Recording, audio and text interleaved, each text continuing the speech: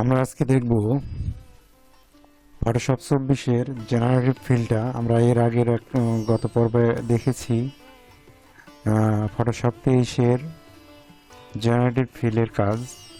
তো ফটোশপ 24-এ আরও কিছু আপডেট এসেছে, আপডেটগুলো নিয়েও টিউটোরিয়াল করা হয়েছে। তো আজকে আমরা শুধু দেখব জেনারেটিভ ফিল, জেনারেটিভ ফিলটা কীভাবে কাজ করে এবং আরও কি কি আপডেট হয়েছে জেনারেটিভ ফিলের মধ্যে।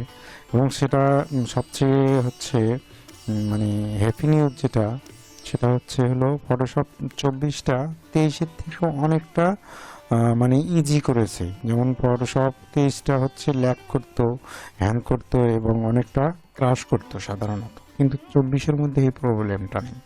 24টা অনেকটা ভালো সেক্ষেত্রে। তো চলুন কথা না বাড়িয়ে আমরা 24টা ওপেন করে নেই। ফটোশপ এটা 24, এটা বেটা ভার্সন। দুইটা ভার্সনেই চালাইতে পারেন, তবে বেটা ভার্সনটা আরও ইজি। তো মানে যাদের ফটোশপ 24টা লাগবে সে টিউটোরিয়ালও দেওয়া আছে কিভাবে ফটোশপ 24টা ডাউনলোড এবং ইনস্টল করবেন এবং ফ্রি ইউজ করবেন কিভাবে, সেটার প্রসেসটা ওখানে দেওয়া আছে এই টিউটোরিয়ালের মধ্যে, এবং ডিসক্রিপশন বক্সে থাকবে দেওয়া, সেটা আপনারা চাইলে দেখে নিতে পারেন যাদের নাই। তো আমরা প্রথমে একটা 24টা ওপেন করলাম, আমরা একটা ইমেজ এখানে নেব। আমরা ইমেজ একটা নেব, যেমন আমরা এই ইমেজটা নিয়ে দেখি যে এর মধ্যে কিছু অ্যাড করা যায় কিনা। তো এটা আপডেট ভার্সন, এটা আপডেট দেওয়ার দরকার নেই যেহেতু আমরা এটা ফ্রি ইউজ করি। এটা ট্রায়াল ভার্সনটা, এটা ট্রায়াল ভার্সনটা শেষ হওয়ার পরে একটা প্যাচ ইনস্টল করতে হয়, সেটা আমি করব। সেটার জন্য 23-এর একটা টিউটোরিয়াল দেওয়া আছে এবং 24টাতেও মানে ট্রায়াল ভার্সন যে 14 দিন আছে সেটা ইউজ করার পরে যখন শেষ হয়ে যাবে তখন প্যাচটা আমরা ইউজ করব। প্যাচটা কীভাবে ইউজ করতে হয় তারাও টিউটোরিয়াল দেওয়া আছে। সেই লিঙ্কটা সোশ্যাল মিডিয়া লিঙ্ক ফেসবুকের পিন কমেন্টে আছে, সেটা আপনারা কীভাবে ইনস্টল করতে হয় ওখানে ওই ভিডিওটা দেখলেই করতে পারবেন নিজে নিজেই। তো আমরা এই ইমেজটা ওপেন করার পরে এখানে আমরা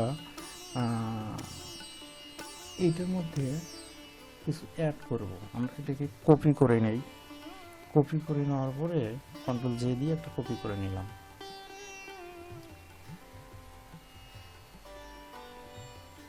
এখান থেকে কিছু কমাই দিই, তাহলে দেখতে ভালো লাগবে। প্রপার্টিসটা এবং চ্যানেলটা ওপেন আছে। এখান থেকে আমরা কিছু অ্যাড করব, যেমন এখানে এই যে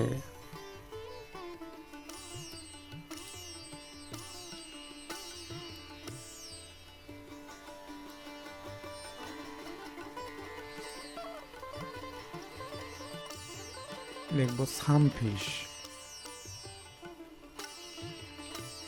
তাহলে মানে আপনার ল্যাঙ্গুয়েজটা ঠিক থাকতে হবে। ল্যাঙ্গুয়েজটা ঠিক থাকলে ইমেজের সঙ্গে সেটা অ্যাডজাস্ট করবে।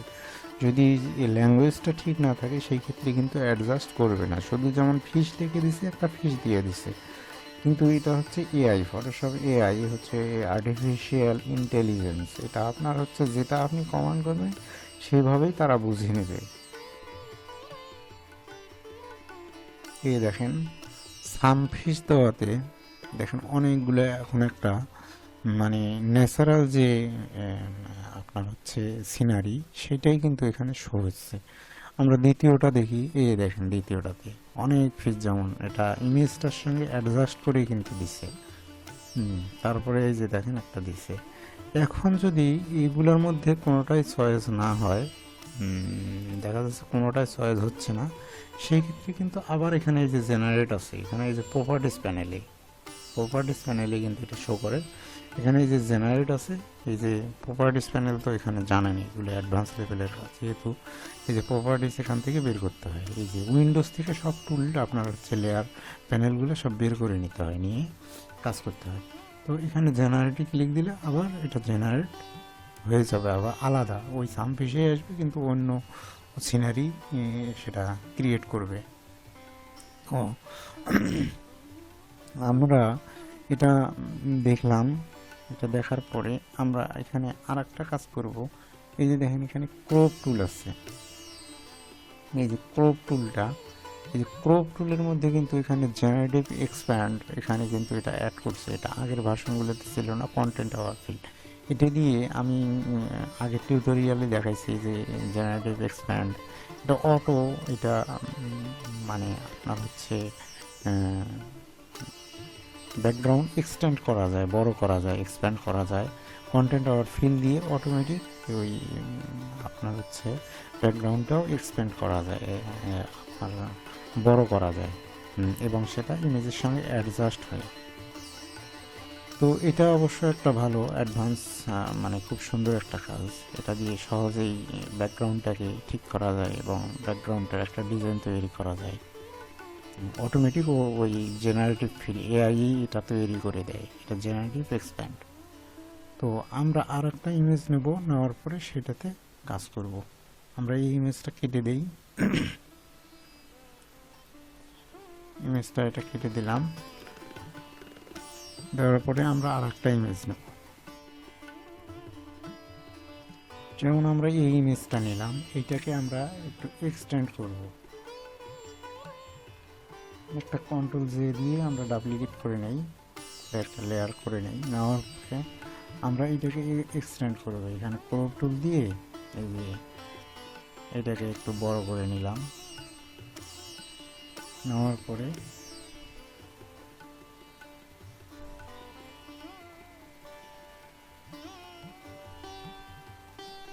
এখানে কিন্তু অটোমেটিক কিছু লিখে দিলেও হয়। এই দেখেন এখানে জেনারেটিভ এক্সপ্যান্ড আছে, ক্রপ টুল দিয়ে যখন বড় করবেন তখন জেনারেটিভ এক্সপ্যান্ডটা এখানে হয়। এখানে এই যে ইন্টার দিলাম, এটা ইন্টার দেওয়াতে একটা রেজাল্ট পাবো আমরা, একটু ওয়েট করি।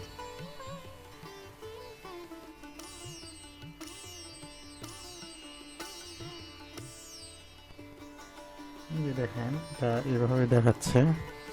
তারপর আমরা দ্বিতীয় নাম্বারটা দেখি, এটা হচ্ছে দ্বিতীয়, তারপরে এটা হচ্ছে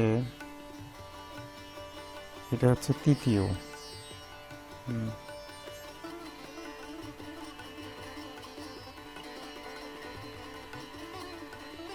এটা আমরা ফেলাই দিই, এখানে তিনটা, যদি এগুলো না হয় এখানে আবার জেনারেটর ক্লিক দিলে অন্যগুলো দেখাবে। আমরা আর একটা কাজ করব, সেটা হচ্ছে এটাকে আমরা একটু কপি করে নিই, নিয়ে এই ইমেজটাকে আমরা সাবজেক্টটাকে সিলেকশন করে নেব। এখানেও ক্লিক দিয়ে করতে পারেন, বা এই যে সিলেক্ট থেকেও সাবজেক্ট সিলেকশন আছে, এখানে দিয়ে ক্লিক করে সাবজেক্টটাকে সিলেকশন করে নেব। নিয়ে আমরা ব্যাকগ্রাউন্ডটাতে জাস্ট ইয়া করব, জেনারেটিভ ফিল্ডে করব।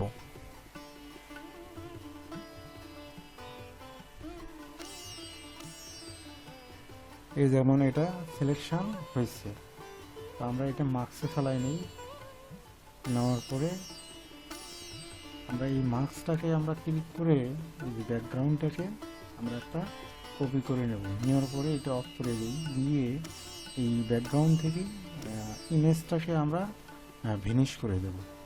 সেটা হচ্ছে এখান থেকে আমরা একটু সিলেকশনটাকে বাহির দিয়ে নেই, নিয়ে তারপরে এই কাজটা করব। এখান থেকে মডিফাই যাবো, এখানে এক্সপ্যান্ড করবো, এক্সপ্যান্ডে গিয়ে এখানে দেবো 10 দিলেই হয়েছে। যে দেখেন বাইরে গেছি সিলেকশনটা, আগে সিলেকশনটা দেখে নেবেন যে সব জায়গায় ঠিকঠাক ধরছে কিনা।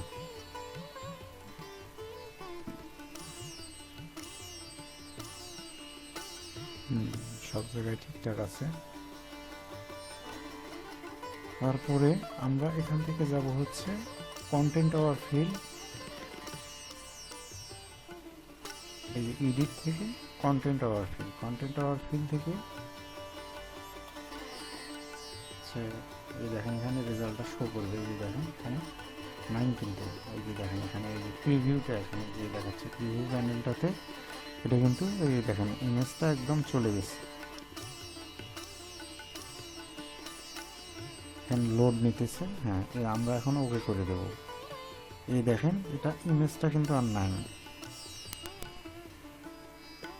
ইমেজটা নাই, একটু জায়গায় একটু প্রবলেম আছে। এটা এই যে হেলিং ব্রাশ টুলটা দিয়ে এটা ঠিক করে নেবেন। সিলেক্ট অল লেয়ারে দিয়ে একটু খালি একটা টান মারলে এটা চলে যাবে। এই দেখেন নাই, এটা চলে গেছে। তো আমরা এটার সঙ্গে এটা মার্জ করে নিলাম, নিয়ে আমরা এখন ইমেজটা এখানে রাখবো। রাখার পরে এই যে এইটার মধ্যে আমরা জেনারেটিভ ফিল্ডটা করবো। এটা এটা এখন সিলেকশন করে না, বা কন্ট্রোল চেপে ধরে এটা ক্লিক দিলে এই যে সিলেকশন হয়ে যাবে, কন্ট্রোল এ চাপলেও হয়ে যাবে। হওয়ার পরে আমরা এখানে আমরা এখন লিখবো, দেখেন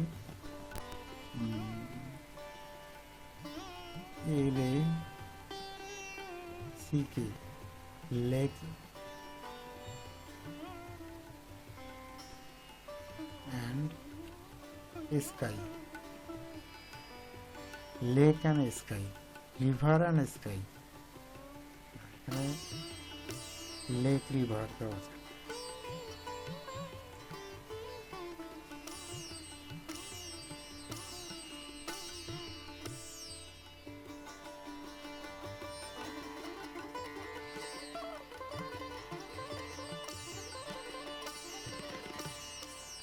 এই দেখেন এখানে তিনটে রেজাল্ট শো করছে।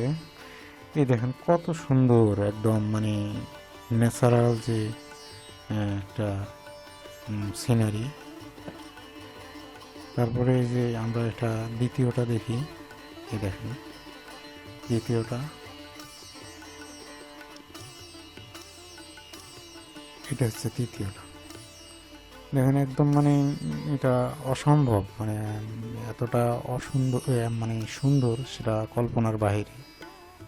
তো এইভাবে আসলে জেনারেটিভ ফিল্ডে কাজ করে। জেনারেটিভ ফিল্ডে দিয়ে এবং সুন্দর সুন্দর ইমেজ তৈরি করা যায়। বিশেষ করে আপনার হচ্ছে ল্যাঙ্গুয়েজটাকে, ল্যাঙ্গুয়েজ স্পেলিংটাকে ঠিক করে নিতে হবে। যদি ল্যাঙ্গুয়েজ স্পেলিংটা ঠিক না থাকে তাহলে কিন্তু রেজাল্টটা ভালো আসবে না।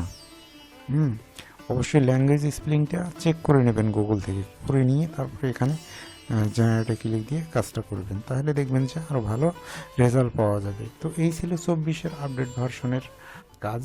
তো আপনার আরও অন্যান্য কাজগুলো সেগুলো দেখা হয়েছে। এখানে হচ্ছে নিউরাল ফিল্টার যে আছে, নিউরাল ফিল্টারের কাজ ছিল এখানে আগের মতোই আছে, জাস্ট একটা দুইটা আপডেট করছে।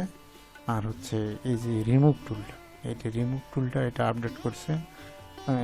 এটা 23-এর থেকে ভালো, মানে 24-এর মধ্যে সে যে কটায় আপডেট করছে সবটাই 23-এর থেকে অনেকটা আরও ভালো এবং ইজি।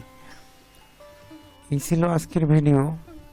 আশা করি ভিডিওটা অবশ্যই ভালো লাগছে, এবং ভালো লাগলে লাইক কমেন্ট শেয়ার করতে ভুলবেন না। ধন্যবাদ সবাইকে। টিল দেন টেক কেয়ার, আল্লাহ হাফেজ।